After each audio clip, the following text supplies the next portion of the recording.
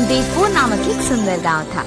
उस गांव में रत्नदीप नामक एक आदमी उसके बेटे मनोज के साथ रहता था। वो दोनों मिलकर आम का रस बनाकर उसे बेचते थे। रत्नदीप एक ईमानदार और नेक इंसान था। जितना है उतने में खुश रहता था, लेकिन उसका बेटा मनोज बहुत लालची था। हर रोज की तरह बाप बेटे दोनों एक दिन सुबह अपने दुकान के लिए निकल जाते हैं।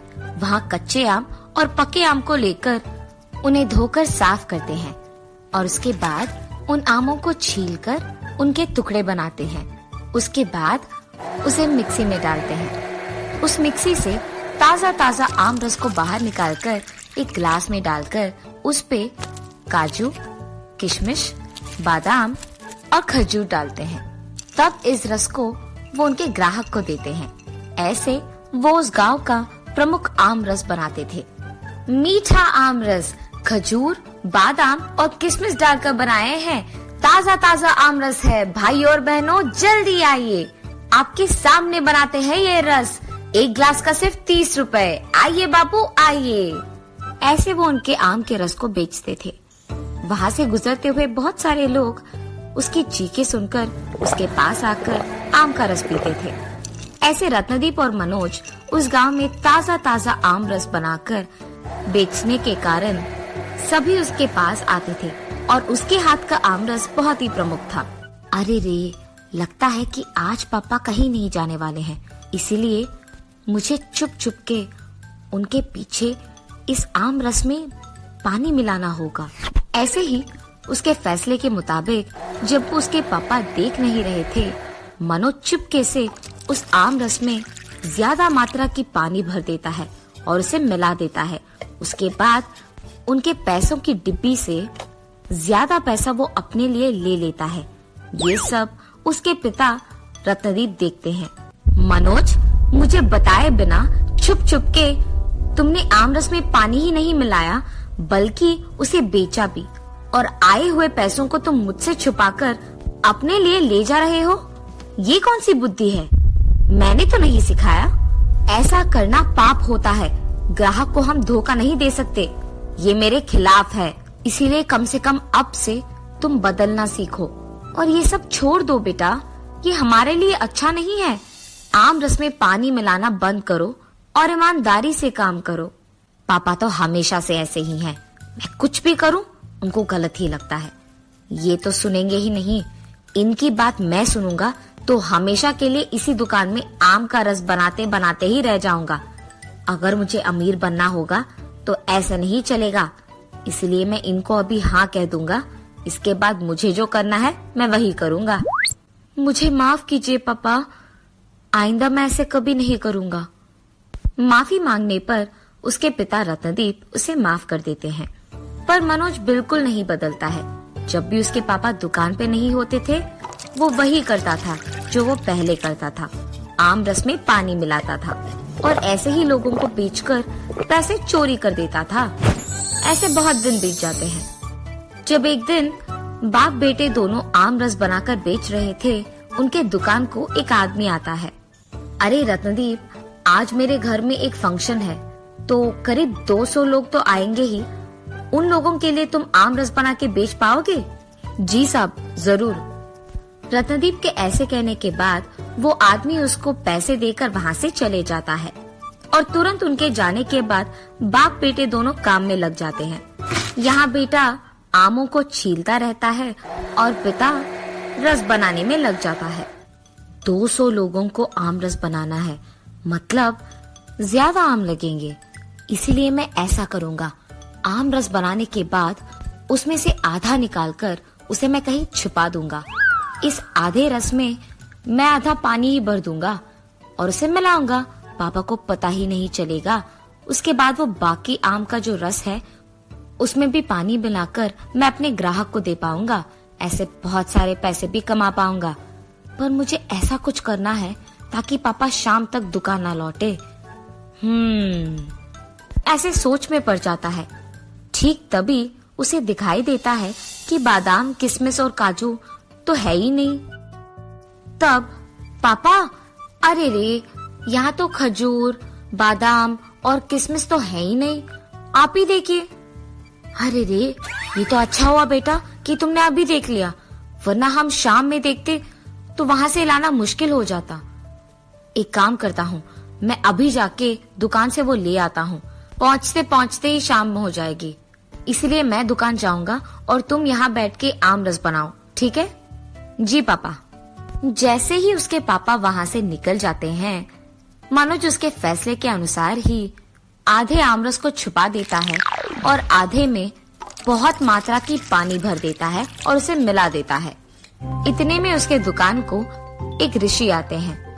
बेटा, एक आमरस का ग्लास मिलेगा? अब मुझे इस ऋषि को एक ग्लास देना होगा। इसका मतलब ये है कि इसके बाद मैं एक ग्लास पानी वापस इस रस में मिला दूंगा, तब किसी को कोई शक नहीं होगा और मुझे 30 रुपए का लाभ भी मिलेगा। हाँ जी साहब, अभी देता हूँ। ये कहकर वो एक ग्लास में आम रस डालकर ऋषि को देता है। तब उस ऋषि को मनोज के मन की बातें सारी सुनाई देती है और ऐसे कहते हैं, तुम बहुत लालची हो और तुम्हारे दुकान को आ रहे ग्राहक को तुम धोखा दे रहे हो और ये गलत है।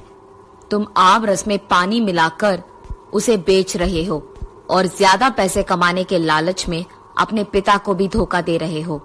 उन्होंने तुम्हें बताया भी, मगर फिर भी तुम नहीं बदले और बदलोगे भी नहीं। तुम्हें तो ये सब सुनाकर कोई फायदा नहीं है, इसीलिए मैं तुम्हें श्राप दे रहा हूँ कि तुम तुरंत एक खरगोश बन जाओ और इसी भूमि पे तुम रहोगे और जब तक तुम्हें अपनी गलती का एहसास नहीं होगा, तुम ऐसे ही खरगोश बन के रहोगे। तुम्हारे श्राप का विमुक्त तब होगा जब एक इंसान तुम्हें कोई लालच के बिना तुम्हारा ख्याल रखेगा। सिर्फ तब तुम अपना पुराना अवतार पाओगे। ऋषि के ऐसे कहने के बाद मनोज तुरंत एक खरगोश में बदल जाता है और खरगोश को देख ऋषि वहाँ से चले जाते हैं। हाँ, मैं खरगोश की तरह कैसे बदल सकता हूँ? अब अगर मैं खरगोश की तरह बदल गया तो मुझे यहाँ से जल्दी जाना होगा, वरना कोई मुझे यहाँ से उठा लेगा। अब मैं क्या करूँ? मुझे कहीं तो छुपना होगा। ऐसे वो खरगोश डरते हुए इधर उधर देखते हुए छिपने लगता है। ठीक तभी उसके पिता रत्नदीप उनके दुकान पहुँचते हैं।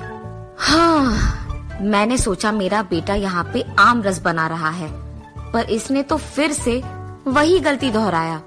इसको लगता है कि मुझे पता नहीं चलेगा जब ये आम रस में पानी मिलाएगा।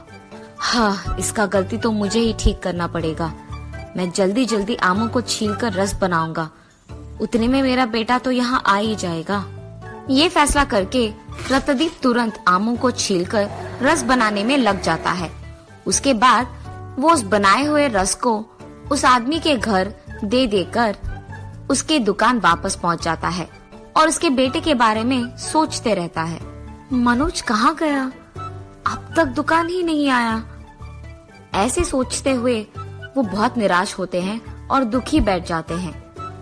इतने में खरगोश उनकी बातें सुनता है। ये सब मेरे ही कारण हुआ है। मैं अपने पिता को बहुत दुख पहुंचा रहा हूँ और ये अच्छा नहीं है। मैं अपनी लालच की वजह से आज ये भुगत रहा हूँ और मेरे पापा मेरे सामने रहकर भी मुझे पहचान नहीं पा रहे हैं। मुझे यहाँ से चले जाना ही बेहतर लग रहा है। ये फैसला करके वो खरगोश वहाँ से चले जाता है। रास्ते में दो लोग उसको देखकर उसे उठा लेते हैं। अरे ये क्या? किसी ने मुझे उठा लिया। न जाने अब मेरा क्या होगा। अरे ये खरगोश तो तंदुरुस्त दिख रहा है और कितना प्यारा भी है। ये दिखने में प्यारा ही नहीं बल्कि बहुत मोटा भी है, इसीलिए आज शाम को ये हमारे पेट में जाएगा। इस खरगोश से हम क्या स्वादिष्ट खाना बना सकेंगे, ये सोचो। इसीलिए हम इसको अपने साथ घर लेके जाएंगे। अरे बाप रे, ये मैं कहाँ फंस गया? इन्हीं लोगों के साथ रहूंगा तो शाम तक मुझे खाना बना देंगे। मुझे जल्द से जल्द यहाँ से निकल जाना होगा, वरना ये लोग मुझे खा जाएंगे। उस खरगोश को लेकर बहुत दूर चलने के कारण वो दोनों थक जाते हैं और रास्ते में एक पेड़ के नीचे छांव होने के कारण वहाँ बैठकर आराम करने लगते हैं। खरगोश को अपने पास बिठाकर वो दोनों बातों में व्यस्त हो जाते हैं। ठीक उसी समय खरगोश बहुत चतुर बनकर वहाँ से निकल जाता है। निकल के जब खरगोश अपने आप कहीं चल रहा था तो एक आदमी उसे देखकर उसे उठा लेता है। अरे, इस खरगोश को देख तो ऐसे लग रहा है कि कहीं से भागते हुए आ रही है। इसको जल्द से जल्द पानी पिलाना होगा। ये फैसला करके वो आदमी उस खरगोश को अपने घर ले जाता है। उसे पानी पिलाकर खाना खिलाता है।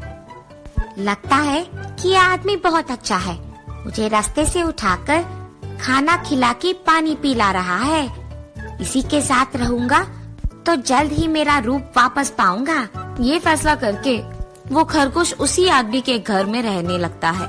ऐसे बहुत दिन बीत जाते हैं। एक दिन वो आदमी खरगोश को खिलाने के बाद उसे देखता है और ऐसे कहता है, मेरे खिलाने के कारण ये तो बहुत मोटा बन गया है और यही मेरे लिए अच्छा है। अब जो ये हट्टा खट्टा बन गया है, इसको बेचूंगा मैं और जितना मैंने इसके खाने पे खर्च किया है उससे 4 गुना ज्यादा पैसे कमाऊंगा। कल सुबह ही मुझे इसे बेचना होगा। ये क्या? मैंने तो सोचा कि ये आदमी नेक इंसान है, पर नहीं, ये भी लालची है। सारे लोग मुझसे कुछ ना कुछ चाहते हैं, पर मेरे लिए कुछ भी नहीं करते हैं। मेरे ही तरह मैंने भी लोगों को धोखा दिया है और लालच के कारण पैसे के लिए मैंने उनसे झूठ बोला है और आम रस में पानी मिलाया है। अगर मैं कभी वापस इंसान बन जाऊंगा तो आइंदा ऐसे कभी नहीं करूंगा। लालची रहना गलत है। मुझे वापस इंसान बनना होगा। मतलब यहाँ से मुझे आज रात ही निकल जाना होगा, वरना कल सुबह ये मुझे बेच देगा। ये फैसला करके उस रात सबके सोने के बाद वो खरगोश उस घर से निकल जाती है। लगातार भागने के कारण वो खरगोश एक पेड़ के नीचे रुककर आराम करने लगती है और थकान के कारण तुरंत सो जाती है। एक औरत उस खरगोश को वहाँ देख उसे नींद में उठाकर उसके घर लेके जाती है। नींद से जागते ही खरगोश चौंक जाता है। हाँ, मैं यहाँ कैसे आया? इतने में वो औरत वहाँ आकर उस खरगोश को खाना खिलाती है और उसे उसके पास ही रहने देती है। ऐसे कुछ दिन बीत जाते हैं। एक दिन वो औरत जब उस खरगोश को खाना खिला रही थी, वो ऐसे सोचती है, इस खरगोश का मेरे पास रहना उसके लिए उतना अच्छा नहीं है। अगर ये ऐसे ही मेरे साथ रहेगा तो शायद कोई इसे हानि पहुंचाएगा। इसीलिए मुझे इस खरगोश को जंगल में छोड़ देना होगा, वहाँ ये खुश रहेगा। ये फैसला करके वो औरत उस खरगोश को लेकर उसे जंगल में छोड़ देती है। खरगोश को जंगल में छोड़ते ही वो तुरंत मनोज के रूप में वापस बदल जाता है। खरगोश को इंसान के रूप लेते हुए देख वो औरत दंग रह जाती है। अरे ये क्या? खरगोश एक इंसान में कैसे बदल गया? मुझे अपना रूप वापस दिलाने के लिए शुक्रिया। आप ही के कारण मैं अपना पुराना रूप पाया हूँ और अपने श्राप से विमुक्त हुआ हूँ। आपको मैं कभी नहीं भूलूंगा। ये कह के वो उस औरत को सब कुछ समझाता है और उसके बाद खुशी खुशी उसके पिता के पास वो लौटता है। रत्नदीप अपने बेटे मनोज को देख बहुत खुश हो जाता है। बेटा, तुम इतने दिन कहाँ थे? मुझे बहुत डर लग गया था। पापा, लालच के कारण मैंने बहुत कुछ देखा और बहुत कुछ भुगता। अब मुझे अपनी गलती का एहसास हो गया है। ये कहकर वो उसके पापा को सब कुछ बता देता है। बेटा, जो हो गया सो हो गया। अब तुम मेरे पास आ गए हो और तुम्हें अपनी गलती का एहसास हो गया है। मुझे बस यही काफी है। चलो, हमेशा की तरह हम अपना काम करते हैं। जी पापा, मैं आज से आपकी तरह बनूंगा। ईमानदार, नेक और मेहनत करके पैसे कमाऊंगा। ऐसे वो दोनों मेहनत और ईमानदारी से पैसे कमाते हैं और खुश रहते हैं।